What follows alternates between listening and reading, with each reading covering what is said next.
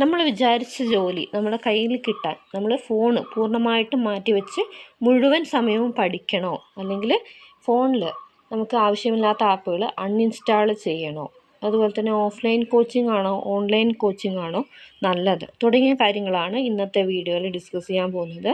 അപ്പോൾ ഇതിൽ പറയുന്ന കാര്യങ്ങൾ എൻ്റെ പേഴ്സണലായിട്ടുള്ള കാര്യങ്ങളാണ്, അതായത് എനിക്ക് മനസ്സിലായിട്ടുള്ള കാര്യങ്ങളാണ്. എല്ലാവരും ഇതുപോലെ ചെയ്യണമെന്നൊന്നും ഞാൻ പറയില്ല. ഓക്കെ, എൻ്റെ അഭിപ്രായത്തിൽ എങ്ങനെയാണ് പഠിക്കേണ്ടത്, എങ്ങനെ പഠിച്ചാൽ നമുക്ക് ജോലി കിട്ടും എന്നുള്ളതാണ് ഈ വീഡിയോയിലൂടെ ഡിസ്കസ് ചെയ്യാൻ പോകുന്നത്. ആദ്യം തന്നെ ഓഫ്ലൈൻ കോച്ചിങ് ആണോ ഓൺലൈൻ കോച്ചിങ് ആണോ, അതായത് നമ്മൾ കോച്ചിങ് സെൻറ്ററിൽ പോയിട്ട് പഠിക്കണോ അല്ലാതെ ഓൺലൈനായിട്ട് പഠിച്ചാലും പറ്റുമോ എന്നുള്ളതാണ് ആദ്യമായിട്ട് നോക്കാൻ പോകുന്നത്. അപ്പോൾ ഞാൻ കഴിഞ്ഞ ദിവസം എടുത്ത വീഡിയോയിൽ പറഞ്ഞിട്ടുണ്ടായിരുന്നു, നമ്മൾ ആദ്യം ഈ ടൈപ്പിസ്റ്റ്, കോൺഫിഡൻഷ്യൽ അസിസ്റ്റൻ്റ്, സ്റ്റെനോഗ്രാഫർ ഇതിൻ്റെ എക്സാമിന് പ്രിപ്പയർ ചെയ്യുമ്പോൾ ബേസിക് നമ്മൾ നല്ല രീതിയിൽ പഠിക്കണം എന്ന് പറഞ്ഞിട്ടുണ്ടായിരുന്നു. അപ്പോൾ അത് ഈ ബേസ് പഠിച്ചെടുക്കാൻ വേണ്ടിയിട്ട് നമുക്ക് ഓഫ്ലൈനായിട്ട്, അതായത് കോച്ചിങ് സെൻറ്ററിൽ പോയിട്ട് പഠിക്കാം, പിന്നെ ഓൺലൈനായിട്ടും പഠിക്കാം. എൻ്റെ ഒരു പേഴ്സണൽ അഭിപ്രായത്തിൽ ഓഫ്ലൈൻ കോച്ചിങ്ങിനേക്കാളും, അതായത് കോച്ചിങ് സെൻറ്ററിൽ പോയിട്ട് പഠിക്കുന്നതിനേക്കാളും നല്ലത് ഓൺലൈൻ കോച്ചിങ് ആണ്. ഓൺലൈൻ കോച്ചിങ്ങിൽ കുറേ കോച്ചിങ്ങുകൾ കൊടുക്കുന്നുണ്ട്, അതായത് ആപ്പുകൾ കോച്ചിങ് കൊടുക്കുന്നുണ്ട്, അല്ലാതെ യൂട്യൂബ് ചാനൽസ് കോച്ചിങ് കൊടുക്കുന്നുണ്ട്. ഏതാണ് ബെറ്റർ എന്നുള്ളത് നിങ്ങളാണ് തീരുമാനിക്കേണ്ടത്. കാരണം നിങ്ങൾ പഠിക്കുമ്പോൾ ഏത് ക്ലാസ്സാണ് നിങ്ങൾക്ക് പെട്ടെന്ന് പഠിച്ചെടുക്കാൻ പറ്റുക എന്നുള്ളത് നിങ്ങളുടെ ഓരോരുത്തരുടെയും പേഴ്സണലായിട്ടുള്ള അഭിപ്രായമാണ്. പിന്നെ അതുപോലെ തന്നെ ഓരോ കോച്ചിങ്ങിനും വ്യത്യസ്തമായിട്ടുള്ള റേറ്റുകളാണ്. അപ്പോൾ അതിൽ നിങ്ങൾക്ക് ഏതാണോ സ്യൂട്ടബിൾ ആയിട്ടുള്ളത്, അതായത് ഏത് കോച്ചിങ് ആണോ സ്യൂട്ടബിൾ ആയിട്ടുള്ളത് അത് സെലക്ട് ചെയ്യുക. പിന്നെ ഓൺലൈൻ കോച്ചിങ് ആണ് കുറച്ചുകൂടി നല്ലതായിട്ട് എനിക്ക് തോന്നുന്നത്. കാരണം എനിക്ക് വീട്ടിലൊരു ചെറിയ കുട്ടിയുണ്ട്. അപ്പോൾ വീട്ടിലെ ജോലികളും മറ്റുള്ള തിരക്കൊക്കെ ആയിട്ട് ഓഫ്ലൈൻ കോച്ചിങ്ങിന് പോകാനുള്ളൊരു സമയം കിട്ടിയിട്ടില്ല, അല്ലെങ്കിൽ അത് അത്ര ബെറ്ററായിട്ട് തോന്നിയിട്ടില്ല.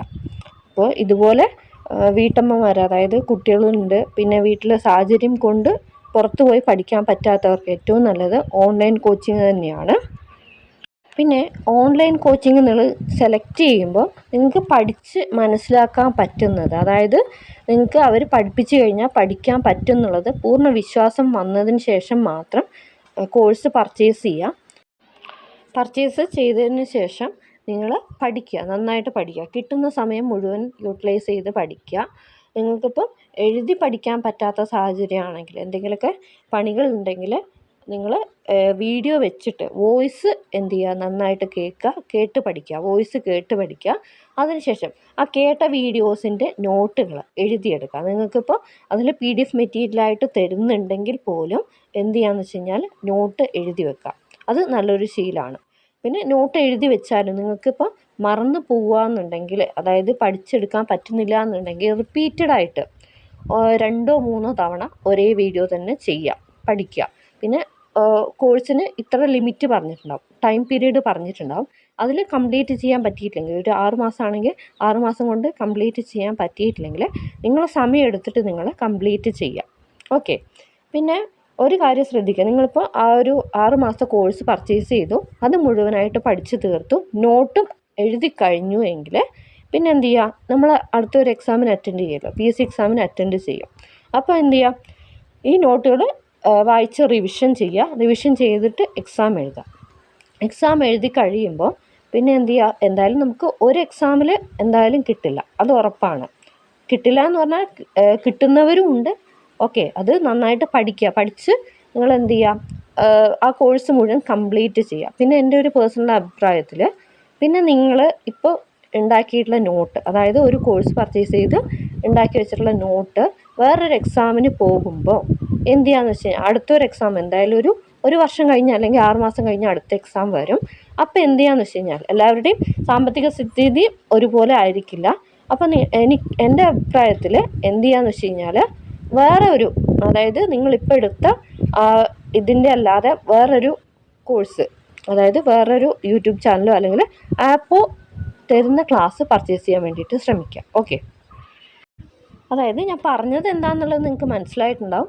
ഇപ്പോൾ ഒരു ടീച്ചർ പഠിപ്പിക്കുകയാണെങ്കിൽ, ഒരു സബ്ജക്റ്റ് പഠിപ്പിക്കുകയാണെങ്കിൽ അവർ പഠിപ്പിച്ച് തരുന്നതിന് ഒരു ലിമിറ്റ് ഉണ്ടാവും. അതായത് ഒരാൾ മനസ്സിലാക്കിയെടുക്കുന്ന കാര്യത്തിന് ലിമിറ്റ് ഉണ്ടാവും. അപ്പോൾ എന്ത് ചെയ്യാന്ന് വെച്ച് കഴിഞ്ഞാൽ, അവരുടെ ഒരു ടീച്ചറിൻ്റെ കീഴിലുള്ള നോട്ടുകളും ആ ഇതും ക്ലാസ്സും മുഴുവനായിട്ടും നിങ്ങൾ പഠിച്ചു കഴിഞ്ഞാൽ പിന്നീട് ഒരു എക്സാമിന് ആ ഒരു നോട്ടും ക്ലാസ്സും ഡിപ്പെൻഡ് ചെയ്യരുത് എന്നാണ് എൻ്റെ പേഴ്സണലായിട്ടുള്ള അഭിപ്രായം. അതായത് വിവിധ ആപ്പുകളിലേക്ക് നിങ്ങൾ പഠിക്കുക, അതായത് മാറ്റി മാറ്റി പഠിക്കുക. ഞാൻ അതുപോലെയാണ് ചെയ്തത്. ഓൺലൈനായിട്ട് ചെയ്തപ്പോൾ ഒരു ആപ്പിൻ്റെ ക്ലാസ് എടുത്തു, അത് മുഴുവൻ പഠിച്ചു കഴിഞ്ഞ ശേഷം പിന്നെ അടുത്ത എക്സാമിന് പ്രിപ്പയർ ചെയ്യുമ്പോൾ അത് ചെയ്യില്ല. ആ നോട്ട് ഞാൻ റെഫർ ചെയ്യും, പക്ഷെ ആ കോഴ്സ് പർച്ചേസ് ചെയ്യില്ല, അടുത്ത കോഴ്സ് പർച്ചേസ് ചെയ്യും. അങ്ങനെയാണ് ഞാൻ ചെയ്തുകൊണ്ടിരുന്നത്. അപ്പോൾ അങ്ങനെ ഒരു 3-4 കോഴ്സുകൾ ഇതുപോലെ നിങ്ങൾ വാങ്ങി പർച്ചേസ് ചെയ്ത് പഠിച്ചു കഴിഞ്ഞാൽ തന്നെ ബേസും ക്ലിയർ ആവും. പിന്നെ അതുപോലെ തന്നെ റാങ്ക് മേക്കിംഗ് ക്വസ്റ്റ്യൻസ് വന്നു കഴിഞ്ഞാൽ അതും കൂടി നിങ്ങൾക്ക് അറ്റൻഡ് ചെയ്യാൻ വേണ്ടിയിട്ട് പറ്റും. വേറെ ഒരു കാര്യം ഞാൻ പറഞ്ഞത് എന്താണെന്ന് വെച്ച് കഴിഞ്ഞാൽ, ഈ കോഴ്സുകൾ വാങ്ങാൻ ഉള്ള പൈസ നിങ്ങളുടെ കയ്യിൽ ഉണ്ടാവണം. അപ്പോൾ എന്ത് ചെയ്യാന്ന് വെച്ച് കഴിഞ്ഞാൽ, ഒരാൾക്കും ഒരു കഴിവ് പോലും ഇല്ലാത്തതായിട്ടുണ്ടാവില്ല.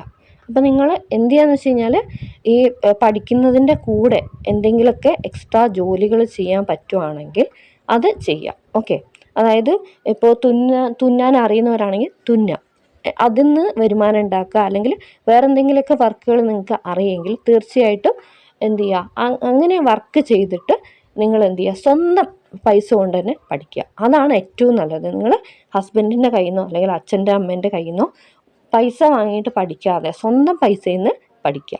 അങ്ങനെയാകുമ്പോൾ എന്ത് വരും എന്ന് വെച്ച് കഴിഞ്ഞാൽ, നമ്മളിപ്പോൾ നമ്മളെ സ്വന്തം കയ്യിൽ നിന്ന് അധ്വാനിച്ച് പൈസ ഉണ്ടാക്കിയിട്ട് നമ്മളൊരു കോഴ്സ് പർച്ചേസ് ചെയ്യുമ്പോൾ അവിടെ എന്താണ്, നമ്മുടെ പൈസയാണ്, നമുക്ക് നമ്മുടെ പൈസ വാല്യൂ ഉണ്ടാവും. അപ്പോൾ എന്ത് ചെയ്യും, ശരിക്കും ആ കോഴ്സ് നമ്മൾ നന്നായിട്ട് പഠിക്കും.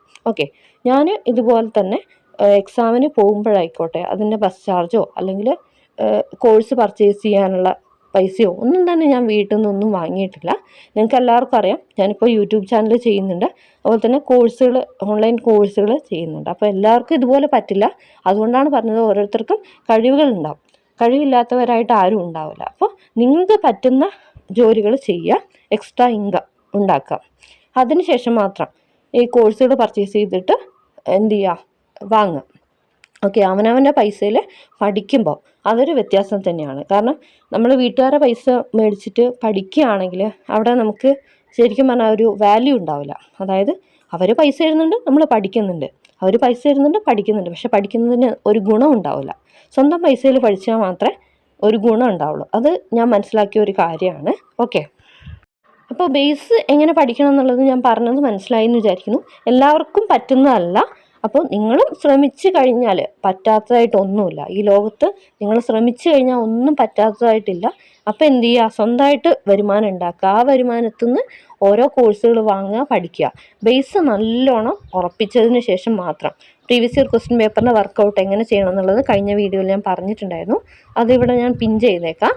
അപ്പോൾ അത് തീർച്ചയായിട്ടും കാണാത്തവരുണ്ടെങ്കിൽ കാണാം. ഓക്കെ, പിന്നെ നിങ്ങൾ ഫോൺ പൂർണ്ണമായിട്ടും ഒഴിവാക്കേണ്ടതായിട്ടുണ്ടോ? അല്ലെങ്കിൽ ഇപ്പോൾ നിങ്ങൾ റീൽസ് കാണുന്നവരായിരിക്കും, അപ്പോൾ ഇൻസ്റ്റഗ്രാം ഒഴിവാക്കണോ, ഫേസ്ബുക്ക് ഒഴിവാക്കണോ എന്നുള്ളത് ഒരു ചോദ്യമാണ്.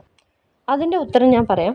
നിങ്ങളിപ്പോൾ ഒരു സീരിയസ് ആയിട്ട് ഒരു കാര്യം ചെയ്തുകൊണ്ടിരിക്കുമ്പോൾ നിങ്ങൾക്ക് ഈ മൈൻഡിൽ ഇത് വരുമോ, റീൽസ് കാണണമെന്നോ അല്ലെങ്കിൽ എൻ്റർടൈൻമെൻറ്റിന് വേണ്ടിയിട്ട് വേറെ എന്തെങ്കിലും വീഡിയോസ് കാണണമെന്നോ ഉണ്ടാവോ? ഒരിക്കലുമില്ല. ഞാൻ ഈ ഫോൺ വെച്ചിട്ടാണ് ഓൺലൈനായിട്ട് കോച്ചിങ് എടുത്തപ്പോൾ ഒക്കെ ഈ ഇൻസ്റ്റഗ്രാമോ ഫേസ്ബുക്കോ അല്ലെങ്കിൽ യൂട്യൂബോ ഒന്നും തന്നെ ഞാൻ കളഞ്ഞിട്ടില്ല. ചിലർ പറയാറുണ്ട്, ഈ മോട്ടിവേഷൻ വീഡിയോസിലൊക്കെ പറയാറുണ്ട് ഞാൻ മുഴുവനായിട്ട് ഫോൺ ഒഴിവാക്കിയിട്ടാണ് പഠിച്ചത്. എനിക്ക് അങ്ങനെയൊരു തോന്നലുണ്ടായിട്ടില്ല. അതായത് ഫോൺ മുഴുവനായിട്ട് ഒഴിവാക്കണം എന്നുള്ള ഒരു ചിന്ത വന്നിട്ടില്ല. കാരണം നമുക്ക് ഒരു ലക്ഷ്യം വെച്ചിട്ട് നമ്മൾ എന്തെങ്കിലും ഒരു കാര്യം ചെയ്യുമ്പോൾ നമുക്ക് വെറുതെ കളയാനായിട്ട് സമയം ഉണ്ടാവില്ല. ശരിയല്ലേ? ശരിയാണ്. എന്താണെന്ന് വെച്ച് കഴിഞ്ഞാൽ നമുക്ക് വെറുതെ റീൽസ് കാണാനുള്ള ഒരു സമയം ഈ സീരിയസ് ആയിട്ട് പഠിക്കുമ്പോൾ എന്തായാലും ഉണ്ടാവില്ല. ഓക്കെ, അതുകൊണ്ട് നിങ്ങൾ പൂർണ്ണമായിട്ടും ഫോൺ ഒഴിവാക്കേണ്ട കാര്യം ഒന്നും ഇല്ല. ഇനി ഓഫ്ലൈനായിട്ട് നിങ്ങൾ പഠിക്കാൻ പോവുകയാണെങ്കിൽ അവിടെ നിങ്ങൾക്ക് ഒരു കോച്ചിങ് സെൻറ്ററിൽ പോയി കഴിഞ്ഞാൽ അവിടെ നിങ്ങൾക്ക് കിട്ടുന്ന സമയം മാക്സിമം യൂട്ടിലൈസ് ചെയ്യുക. പിന്നെ അവിടെ വരുന്ന ടീച്ചേഴ്സിനെ നിങ്ങൾ മാക്സിമം യൂട്ടിലൈസ് ചെയ്യുക. ഓൺലൈൻ ക്ലാസ് പോലെ ആയിരിക്കില്ല ഓഫ്ലൈൻ ക്ലാസ്. നിങ്ങൾക്ക് നേരിട്ട് ഡൗട്ട് ചോദിക്കാനും വേറെ എന്തെങ്കിലുമൊക്കെ കാര്യങ്ങൾ ചോദിക്കാനും പറ്റും. അവിടെ ഒരു ഇൻട്രാക്ഷൻ സാധ്യമാണ്. അതുകൊണ്ട് എന്ത് ചെയ്യുക വെച്ചാൽ അവിടെ പഠിപ്പിക്കാൻ വരുന്ന ടീച്ചേഴ്സിനെ മാക്സിമം യൂട്ടിലൈസ് ചെയ്യുക. എല്ലാ ദിവസവും എന്തെങ്കിലും ഡൗട്ട് ചോദിക്കാൻ വേണ്ടിയിട്ട് ശ്രമിക്കുക. പിന്നെ അവിടെ കിട്ടുന്ന സമയം നിങ്ങൾ എന്ത് ചെയ്യുക, അവിടെ OMR എക്സാം തരുന്നുണ്ടാവും, അത് മാക്സിമം അറ്റൻഡ് ചെയ്യുക. OMR എക്സാം അറ്റൻഡ് ചെയ്യുമ്പോൾ അതിൽ തെറ്റിപ്പോയ ആൻസേഴ്സ് ക്വസ്റ്റ്യൻസ് മാർക്ക് ചെയ്ത് വെക്കുക, ഓരോ ഓപ്ഷൻസിൽ നിന്നും പുതിയ പുതിയ ക്വസ്റ്റ്യൻസ് ഉണ്ടാക്കുക. ഇങ്ങനെയൊക്കെയാണ് പഠിക്കേണ്ടത്. ഓക്കെ, അപ്പോൾ ഈ വീഡിയോ നിങ്ങൾക്ക് തീർച്ചയായിട്ടും ഉപകാരപ്രദമായിട്ടുണ്ടാവും.